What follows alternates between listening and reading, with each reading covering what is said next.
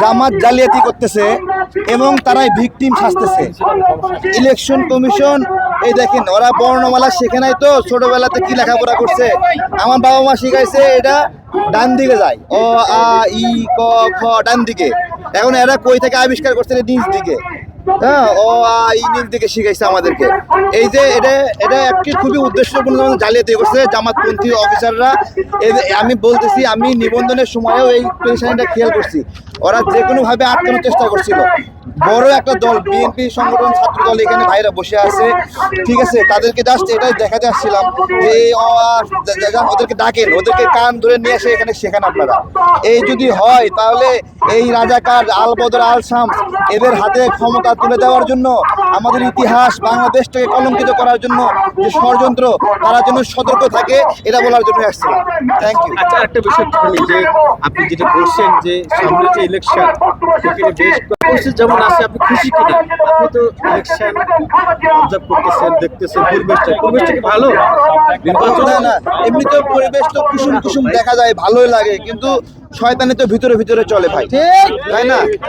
ভালোই তো দেখা যায়, এরা তো দেখতে সুন্দর, গোলগাল, ভালো চেহারা, ভদ্র চেহারা, কিন্তু ভিতরে ভিতরে কি শয়তানি, এটা তো এই যে ব্যালটে আমরা দেখলাম, ঠিক আছে? এই ব্যালট নিয়ে ষড়যন্ত্র এই নির্বাচনের প্রাথমিক।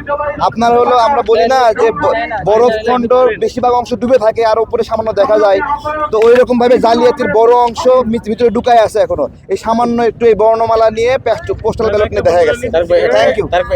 না না, একটা কোশ্চেন, সেটা হলো আপনি সিরিয়াস কথা বলছেন, দলের প্রোগ্রাম হচ্ছে, আমি জানি না ওই বিষয়টা সিরিয়াস, আপনি একটা বিষয় বলছেন যে এখানে পক্ষপাতমূলক আচরণ, এটা আপনি কেন মনে করছেন? এটা একটু যদি বলতেন। এটা তো আমাদের বাবা মা শিখাইছে বর্ণমালা এইভাবে ডান দিকে যাবে, হ্যাঁ, এইভাবে আমরা সারা জীবন দেখছি। কোনো জায়গায় বর্ণমালা উপর থেকে নিচ দিকে যায়নি, ঠিক আছে, এইভাবে যায়নি।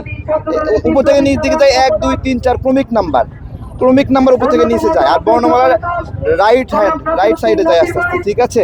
এটা আমাদের এখানে নিয়ম, একবারে চিরন্তন বাস্তবতা, ঠিক আছে? Thank you. বর্ণমালা শিখাতে আসছিলাম, আমাদের বাবা মা বর্ণমালা শিখাইছে অ আ ই এইভাবে ডান দিকে যাবে, আর ক্রমিক সংখ্যা হয় উপর থেকে নিচ দিকে আস্তে আস্তে। এটা হলো স্বাভাবিক চিরন্তন সত্য। এরা কি করছে, এদের জামাতি অফিসাররা এই উপর থেকে নিচ দিকে দিছে বর্ণমালা ক্রমিক নাম্বার পরিবর্তে। তো আমি চাইছিলাম ওদেরকে একটু শিখাবো, দদা লাগায় দেওয়া, তো শিখাতে পারলাম না। যারা আছেন গণমাধ্যমের ভাইদের মাধ্যমে ওটা একটু শিখাই দিবেন।